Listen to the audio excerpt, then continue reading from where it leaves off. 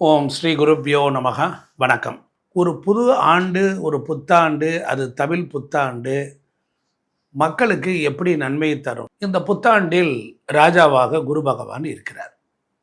இந்த குரு பகவான் பக்தி, ஆன்மீகம், அது மட்டும் இல்லாமல் ஆலய வழிபாடுகள், பூஜை புனஸ்காரங்கள், பேங்க் சம்பந்தப்பட்ட விஷயம், பணப்புழக்கம், சாஸ்திரங்கள், சம்பிரதாயங்கள், நீதி, நெறிமுறைகள், அதுபோல மழை, குழந்தை பாக்கியம், இது போன்ற விஷயங்களில் இந்த ஆண்டு முழுவதும் ராஜாவாக குரு பகவான் இருந்து செம்மையான நல்ல பலனை தருவார்.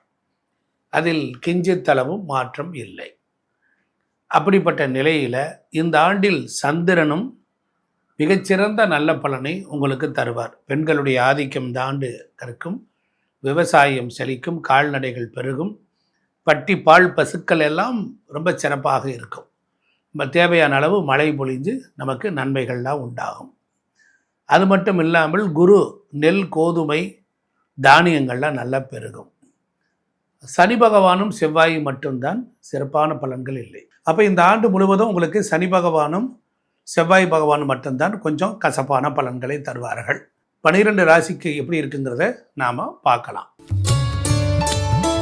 மேசராசி அன்பர்கள், அஸ்வினி, பரணி, கிருத்திகை 1ஆம் பாதம் வரையிலும் மேசராசி அன்பர்கள், செவ்வாயை ஆட்சி வீடாக கொண்டிருக்கக்கூடிய உங்களுக்கு இந்த ஆண்டு முழுவதும் எப்படி இருக்கும்? அதுபோல் உங்களுக்கு ஆதாயம் 11ஆகவும் விரயம் 5ஆகவும் இருக்கும். அதே போல் இந்த ஆண்டின் தொடக்கத்திலேயே தனுசு லக்கணத்திலேயே பிறக்கிறார். உங்கள் ராசிக்கு 9வது வீட்டில் இந்த ஆண்டு பிறக்கிறது. தெய்வீகமாக இருக்கும். தனுசு மிகச்சிறந்த நல்ல பலன்களை உங்களுக்கு கொடுக்கும். இந்த ஆண்டு முழுவதும் மழை எல்லாத்துக்கும் சிறப்பாக இருக்கும். ஐஸ்வர்யங்கள்லாம் நல்லா இருக்கும். குறிப்பாக மேசராசி அன்பர்களுக்கு உத்தியோகம் எப்படி இருக்கும்? உத்தியோகத்தை குறிக்கக்கூடிய பகவான் சூரியன். அப்போ சூரியன் உங்கள் ராசிக்கு 5 கூடையவன். அற்புதத்திலும் அற்புதத்தை, ஆனந்தத்திலும் ஆனந்தத்தை கொடுக்கும். வேலையில் கொஞ்சம் இடமாற்றங்கள் உண்டு. வேலையில் கொஞ்சம் அலைச்சல் திருச்சல்கள் இருந்தாலும் பொன்பொருள் ஆடை ஆபரண சேர்க்கைகளுக்கு பஞ்சம் இருக்காது. வேலையில் பதவியும் கிடைக்கும். ஒரு சிலருக்கு வேலையிலே இருந்து கொண்டு பரீட்சை எழுதி பாஸ் பண்ணக்கூடிய உயர் அதிகாரியாகவும் முடியும். அப்போ உத்தியோகத்தை எடுத்துக்கொண்டால் உத்தியோகஸ்தானத்திற்கு இந்த ஆண்டினுடைய பெரும் பலனை தரக்கூடிய குரு பகவான் உங்களுக்கு 11ஆம் இடத்தில் அமர்ந்திருந்து மிகச்சிறந்த நல்ல பலன்களை எல்லாம் அள்ளித்தர காத்திருக்கிறார். அதே போல் தொழில் மற்றும் வியாபாரம். அப்போ தொழில் என்றால் ஜீவன கர்ம தொழில் ஸ்தானம். அப்போ மேசராசி அன்பர்களுக்கு 10ஆம் இடம் ஜீவன கர்ம தொழில் ஸ்தானம். சனிதான் தொழிலுக்கு அதிபதி. அதனால் தொழிலில் வருமானத்தை கொடுத்தாலும் விரயம் வருவதை தடுக்க முடியாது. 10 கூடையவன் 12இல் போய் அமர்ந்திருக்கிறார் இந்த வருடத்தின் ஆரம்பத்திலேயே. அதனால் வியாபாரத்தில் எடுத்துக்கொண்டால் உங்களுக்கு 7ஆம் இடத்தை பார்க்க வேண்டும். 7ஆம் இடத்திற்கு இந்த சுக்கிரன் பகவான் பொறுத்தளவிலே ராசியிலே அமர்ந்திருப்பது, 7ஆம் வீட்டை பார்ப்பது என்பது வியாபாரம் சிறப்பாக இருக்கும். சனி பகவானும் சுக்கிரனும் ஓரளவுக்கு சாதகமாக இருந்தாலும் உங்களுக்கு மிகச்சிறந்த நல்ல பலன்களை தருகிறார்கள். அதில் எந்த துறையும் இல்லை. கலைத்துறையை சார்ந்தவர்களுக்கு எடுத்துக்கொண்டால் மேசராசி அன்பர்கள் கலைத்துறையை சார்ந்தவர்கள். கலைத்துறைக்கு சுக்கிரனையும் எடுத்துக்கொள்ள வேண்டும், ராகுவையும் எடுத்துக்கொள்ள வேண்டும். அப்படி கலைத்துறைக்கு எடுத்துக்கொண்டால் சுக்கிரன் உங்கள் ராசியிலே அமர்ந்திருப்பது உங்களுக்கு தனம், வாக்கு, குடும்பம், பொருளாதாரத்தையும் வெளி உலக தொடர்பையும் உங்களுக்கு ஏற்படுத்துகிறார். இந்த ஆண்டு முழுவதும் உங்களுக்கு மிகச்சிறந்த நல்ல பலன்களையே அடையக்கூடிய வகையில்தான் கலைத்துறையினருக்கு சிறப்பாக அமைந்திருக்கு. சினிமா மற்றும் பொழுதுபோக்கு இவர்களெல்லாம் இந்த ஆண்டு மிகச்சிறந்த நல்ல பலன்களை வருடத்தின் ஆரம்பத்திலிருந்தே பெறுவீர்கள். அதே போல் அரசியல் துறையை சார்ந்தவர்கள், அரசியல் துறைக்கு சூரிய பகவான், சூரியனோடு பல கிரகங்கள் எல்லாம் போட்டி இருந்தாலும் ஆண்டின் கிட்டத்தட்ட ஜூன் மாதத்திற்கு பிறகு குருவினுடைய பார்வை உங்களுக்கு வெகு சிறப்பாக இருக்கும். அதனால் அரசியல் துறையை சார்ந்தவர்களுக்கு மட்டும் அவர்கள் ரொம்ப கவனமாக இருக்க வேண்டும். அவர்களுடைய பேச்சு நடவடிக்கைகளை வெளியே யாரிடத்திலும் சொல்லக்கூடாது. ஜூன் மாதத்திற்கு பிறகு வெகு சிறப்பாக இருக்கும். அதே போல் மாணவ மாணவியர்கள் கல்வியை பற்றி குறிக்கக்கூடிய கிரகம் புதன். வருடத்தின் ஆரம்பத்திலேயே புதன் நீச்சமாக இருக்கிறார். கூட சனியும் சேர்ந்திருக்கிறனால கல்வியில் முழு கவனம் தேவை. மாணவர்கள் இடமாற்றமாகி படிக்கக்கூடிய வாய்ப்புகள், தடங்கல்களை ஏற்படுத்தக்கூடிய வாய்ப்புகள்லாம் இருந்தாலும் குருவினுடைய வருகை உங்களுக்கு மிக சிறப்பாக இருக்கிறது. அதே போல் உங்களுக்கு விவசாயத்தை சார்ந்தவர்கள், விவசாயத்திற்கு அதிபதியாக இருக்கக்கூடிய செவ்வாய் பகவான் உங்களுக்கு ராசியாதிபதி 12ல் போய் இருந்து, அப்போ உங்களுக்கு விவசாயத்திலையும் ஒரு போராட்டத்தையும் ஒரு மன உளைச்சல்களும் ஏற்படும். நெருப்பினால் ஏதாவது ஒரு பிரச்சனைகள் வருவதற்கு வாய்ப்பு உண்டு. விவசாயத்தில் பல இடங்களில் அங்கங்கமாக மழை பொழியும். சில நேரங்களில் மழை நீங்கள் கவனமாக இருக்கும்படி கேட்டுக்கொள்கிறேன். அதே போல் உங்களுக்கு பெண்மணிகளை எடுத்துக்கொண்டால், அப்போது மேச ராசிக்கு பெண்கள் எடுத்துக்கொண்டால் அவர்களுக்கு இந்த ஆண்டு முழுவதும் மிகச் சிறப்பாக இருக்கும். பெண்களுக்கு வேலை வாய்ப்பு கூடும். பெண்கள் மகிழ்ச்சியாக இருப்பார்கள். அதுபோல் காதல் திருமணங்களும் கைகூடுவதற்கு வாய்ப்புகள் 100% உண்டு. இந்த ஆண்டு முழுவதும் எதிர்பார்த்த நல்ல பலனை பெண்கள் அடைவார்கள். பெண்கள் கை ஓங்கி இருக்கும். உங்கள் தாயாருக்கும் உங்கள் வீடு வண்டி வாகனம் சொத்து சுகத்திற்கும் எந்த விதமான குறைவும் வராது. எல்லா நலன்களும் விரைந்து அடைவதற்கு இந்த புத்தாண்டு உங்களுக்கு மிகச்சிறந்த நல்லது. அதே போல உங்களுக்கு பரிகாரம் என்று எடுத்துக்கொண்டால் பழனி பாலதண்டாயுதபாணி சுவாமியை வணங்கி வழிபடலாம். திருச்செந்தூர் சென்று வர உங்களுக்கு பல யோகங்கள் உண்டாகும். நாமக்கல் ஆஞ்சநேயரை வெற்றிலை மாலை கட்டி போட்டால் மிகச் சிறப்பாக இருக்கும். பொதுவாக மேசராசிக்கு ஆதாயம் என்று எடுத்துக்கொண்டால் 5ம் விரயம் 11ஆக இருக்கிறது. பெண்கள் மகிழ்ச்சியாக இருப்பார்கள். வெளி மாநிலம் வெளியூர்லேருந்து வருகை தந்திருக்கக்கூடிய தொழில்துறை சார்ந்தவர்களிடத்தில் கவனம் தேவை. ஏதாவது ஒரு வகைகளில் பொருள்கள் களவு, சண்டை, சச்சரவு பிரச்சனைகள் வரும். நீங்கள் பிரதோஷம் தோறும் சென்று மீண்டும் சந்திப்போம். நன்றி, வணக்கம். இந்த 2026 பராபவ ஆண்டு எப்படி இருக்க போகுது? இப்போ இந்த ராசியை பொறுத்த மட்டும் இவங்களுக்கு சனி பகவான் 12ல் இருக்கார், விரயஸ்தானத்தில் இருக்கார். அது ஒன்றும் தப்பு இல்லை. 10-11 அவர் போய் 12ல் இருக்கிறது. வெளிநாட்டுக்கு போகிற சில அமைப்புகள்லாம் இவங்களுக்கு வரலாம். அது எப்போன்னா இந்த ஜூன் மாதம் குரு கடகத்தில் உச்சமாகும் போது அவர் சனி பகவானை பார்ப்பார். 9ஆம் பார்வையை பார்க்கும்போது வேலையில் சில மாற்றங்கள், அதாவது வெளிநாடு போகணும்னு ஆசைப்பட்டு இருந்தவங்களுக்கு வெளிநாட்டு வாய்ப்பு, உயர் பதவிக்கு போறது, அதெல்லாம் கிடைக்கும். ஏன்னா இந்த மேஷ ராசி லக்னக்காரர்களுக்கு இந்த 9ஆம் அதிபதி பாக்யாதிபதினு சொல்லக்கூடிய குரு பகவான் 4ஆம் இடம்ங்கிற சுகஸ்தானத்துல உச்சமாவார். ஸோ இது ரொம்ப சிறப்பான ஒரு அமைப்பு. அதனால கண்டிப்பா இவங்களுக்கு நல்ல விஷயங்கள்லாம் வரும்.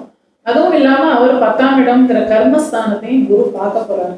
இந்த உச்சமாகி அவர் பார்க்கும்போது கண்டிப்பா உத்தியோகத்துல ஒரு மேன்மை எல்லாமே கிடைக்கும். வெளியில போறதுக்கு உண்டான அந்த வெளிநாட்டு வாய்ப்புகள் கிடைக்காதவங்களுக்கு இந்த வருஷம் கிடைக்கும். வேலைக்கு போறவங்களுக்கு இப்படி ஒரு ட்ரீட் இருக்கு. பிசினஸ் பண்றவங்களுக்கு அவங்க லைஃப் எப்படி இருக்கும்? பிசினஸ் பண்றவங்களுக்கு ஒரு பொருளாதார நெருக்கடி அப்படிங்கிறது கண்டிப்பா இருக்கும். ஏன்னா அந்த சனியுடைய 3ஆம் பார்வை அவங்களுடைய 2ஆம் இடம்ங்கிற தனஸ்தானத்துல விழும்போது கண்டிப்பா பொருளாதார நெருக்கடி, அதாவது கேபிட்டல் மொபிலைஸ் பண்றது அப்படிங்கிறதுல ஒரு சின்ன இது இருக்கும், அவங்களுக்கு சிக்கல் இருக்கும். இருந்தாலும் இந்த எல்லாமே இந்த குரு பயிற்சிக்கு அப்புறம் அவங்களுக்கு கொஞ்சம் இம்ப்ரூவ்மெண்ட் அப்படிங்கிறது இருக்கும். ஸோ இது ஒரு ஷார்ட் டைம் தான். ஜூன் மாதம் வரைக்கும் கொஞ்சம் பல்ல கடிச்சிட்டு அவங்க ஓட்டிட்டாங்கன்னா குரு இங்க கடகத்துக்கு வந்தோடனே இவங்களுக்கு கொஞ்சம் ரிலீஃப் கிடைக்கும். அண்ட் 11ஆம் இடத்துல இருக்கிற ராகுவும் இவங்களுக்கு ஓரளவுக்கு நல்ல ஒரு லாபத்தை கொடுக்கக்கூடிய நிலையில இருக்காரு. அதுலயும் வெளிநாட்டோட ஏதோ ஒரு வர்த்தகம் பண்றாங்க, இம்போர்ட் எக்ஸ்போர்ட் பண்றாங்கன்னா ராகுவால இவங்களுக்கு நன்மை உண்டு. ஏன்னா 11ஆம் இடத்து ராகு ரொம்ப சிறப்பு. அதுலயும் அவர் தன்னுடைய நட்சத்திரத்துல இப்ப போயிட்டு இருக்காரு. அப்போ அந்த காலகட்டத்துல நிச்சயமா அவங்களுக்கு ஒரு நல்ல அமைப்பு.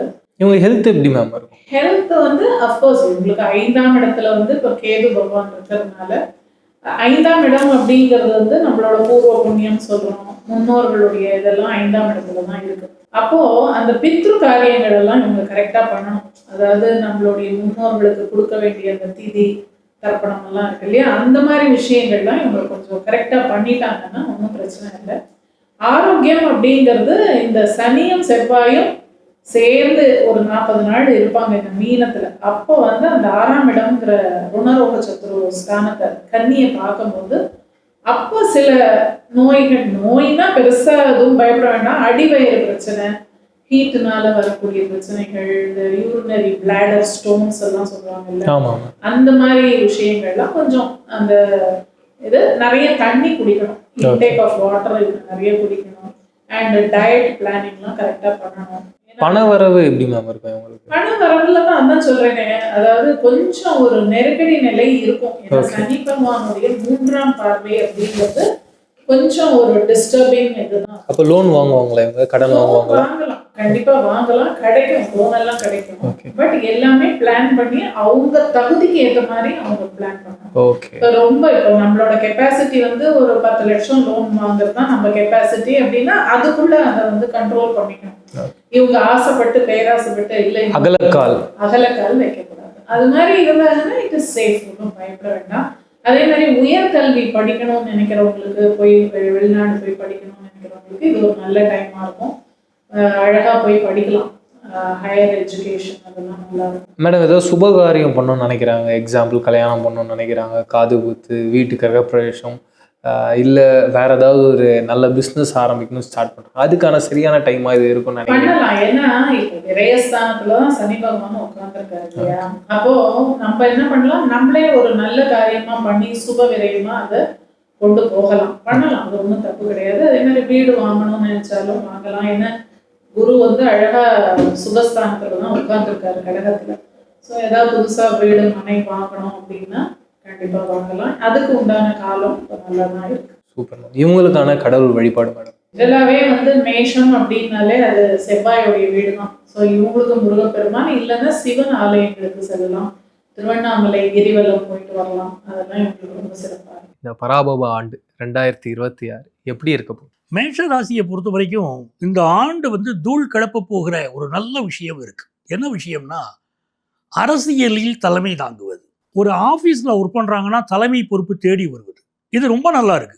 ஏன்னா சூரிய பகவான் வந்து இவங்களுக்கு பஞ்சமாதிபதி. பூர்வ புண்ணியம் நிறைய இருக்கு, நல்ல யோகங்கள் பண்ணியிருக்காங்க அப்படின்னு சொன்னால் அந்த சூரியனுடைய அனுக்கிரகம் கிடைச்சிடும். ஏன்னா இவங்களுக்கு பூர்வ புண்ணியாதிபதி சூரியன். இரண்டாவது, சுக்கிரன் வந்து ராசியில் உட்காந்துட்டார் வருஷம் பிறக்கும் போதே. இது வரைக்கும் கல்யாணம் ஆகாத மேஷ ராசிக்காரங்களுக்கு கல்யாணம் ஃபிக்ஸ் ஆக போகுது. அடடா, இப்போ பண வரவு எப்படி சார் இருக்க போகுது? கல்யாணம் ஃபிக்ஸ் ஆகும்போது வரக்கூடிய மனைவி கணவன் நல்ல சம்பளம் வாங்குறவரா இருப்பார். குடும்ப வருமானம் பெருகி போயிரும்ல, அது ஒண்ணு. ரெண்டாவது, பணவரவு எடுத்துக்கிட்டீங்கன்னா குரு உச்சமாகிறார். இப்பவே குரு இவங்களுக்கு சகாய ஸ்தானத்துல தான் இருக்காரு, பணவரவுக்கு பஞ்சம் இல்லை. ரெண்டாவது, சனி 7.5 சனின்னு எல்லாரும் சொல்றாங்க பாருங்க, அப்படிலாம் பயப்படக்கூடாது. இந்த 7.5 சனி வரும்போது பாத்தீங்கன்னா பல பேர் கம்பெனி ஆரம்பிச்சு பெரிய ஆளானவங்க இருக்காங்க. நீங்க ரிலையன்ஸ், HCL இதெல்லாம் பாத்தீங்கன்னா 7.5 சனி பீரியட்ல கொடி கட்டி பிறந்தவங்க.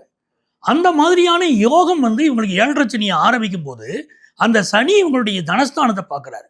யார் ஜாதகத்துலலாம் சனி வந்து தனஸ்தானத்தை பார்க்குறாரோ அவங்களுக்கெல்லாம் பெரிய பொருளாதார வளர்ச்சி ஏற்படும். அப்போ மேஷராசிக்காரங்களுக்கு பெரிய பொருளாதார வளர்ச்சி இப்போ காத்திருக்கு, அது எந்த வகையிலும் சந்தேகம் இல்லை. மேஷராசி ஹெல்த் எப்படி சார் இருக்கும்? இந்த பொருளாதார வளர்ச்சியிலேயே பார்த்தீங்கன்னா சொத்து சேர்க்கக்கூடிய யோகமும் வருது. 2ல் சனி காசு பணம், 4ல் குரு வரப்போறாரு பாருங்க, அது நிறைய சொத்து வாங்குற யோகம், வீடு கட்டக்கூடிய யோகம் வருது, ஒரு நல்ல வாகனம் வாங்குற யோகம் வருது, புதுசாக கார் வாங்கிடுவாங்க, அமர்க்கிடமா இருக்கும். மேஷராசியில் இருக்கிறவங்களுக்கு இவங்களுக்கு 2வது ஸ்தானத்தை சனி பார்க்குறாருன்னு சொல்கிறோம் பாருங்க, அதில் ஒரு கவனமும் இருக்கு. நாவடக்கம் வேணும், எதிரையும் அவசரப்பட்டு பேசிடக்கூடாது, யாருக்கும் ப்ராமிஸ் பண்ணிடக்கூடாது. நான் உங்களுக்கு ஜாமீன் கையெழுத்து போடுறது, ஃப்ரெண்ட்ஸுக்காக சில பேர் பார்த்தீங்கன்னா ஜாமீன் கையெழுத்து கேரண்டர் கையெழுத்து போடுவாங்கல்ல, அப்படி போட்டால் மாட்டிடுவாங்க. அதில் மட்டும் இவங்க எச்சரிக்கையாக இருக்கணும். எந்த சூழ்நிலையிலும் யாருக்கும் ஜாமீன் கேரண்டர் கையெழுத்து வேண்டாம். குடும்பத்தில் பேசினா கூட, ஒய்ஃப்கிட்ட பேசும்போது கூட கொஞ்சம் அன்பு தான் அதிகமாக இருக்கணும். கண்டிப்பு இருந்துச்சுன்னா இவங்க மாட்டிடுவாங்க. சரண்டர் ஆயிடணும்னு சொல்றீங்க? நிச்சயமா, நின்னை சரணடைந்தேன் கண்ணமாதான். சரண்டர் ஆகிட்டா ரொம்ப நல்லா இருப்பாங்க. அதுவே புதுசாக வீடு கட்டுறாங்கன்னு சொல்கிறோம் பாருங்க, எஜுகேஷன் ரொம்ப நல்லா இருக்கும். இந்த 4ஆம் இடத்துல குரு வந்து உட்காரும் போது டீச்சர்ஸுடைய சப்போர்ட் ஸ்டூடெண்ட்ஸுக்கு கிடைக்கும். இந்த முதல் தலைமுறை மாணவர்கள்லாம் இருக்காங்க பாருங்க, நல்ல ஜொலிப்பாங்க இப்போ. அதே மாதிரி பேங்கிங் செக்டாரில் ஒர்க் பண்ணுறவங்க அவங்களுக்கு நல்ல முன்னேற்றம் உண்டு. ஃபினான்ஷியல் செக்டாரில் யார் யார் இருக்காங்களோ நல்ல வளர்ச்சி தான். இவங்களுக்கு யாரை கண்டு ஆகாது சார்? மேஷராசிக்காரங்களுக்கு பொதுவாகவே இவங்களுக்கு வந்து இவங்க கூட சேர்ந்து அனுகூல சத்ருக்கள் நிறைய பேர் இருப்பாங்க. இந்த மேஷராசியுடைய கேரக்டர் எப்படி இருக்குன்னு பார்த்தீங்கன்னா, இதில் அசுவினி, பரணி, கார்த்திகைன்னு 3 நட்சத்திரம் இருக்கு. பொதுவாக மேஷராசியை பார்த்தோன்னே எல்லாரும் ரொம்ப ரஃப், ரொம்ப டஃப்னு சொல்லிடுவாங்க. ஆனால் மேஷராசியில் எல்லாருடைய கேரக்டரும் அப்படி கிடையாது, ரொம்ப சாஃப்டானவங்க நிறைய பேர் இருக்காங்க. அஸ்வினி நட்சத்திரத்துடைய 4ஆம் பாதத்தில் ஒருத்தர் பிறக்கிறாருன்னா ரொம்ப சாஃப்ட்டுன்னு அர்த்தம். பரணி நட்சத்திரத்துடைய 2வது பாதத்தில் பிறக்கிறாருன்னா ரொம்ப நல்லவர்னு அர்த்தம்.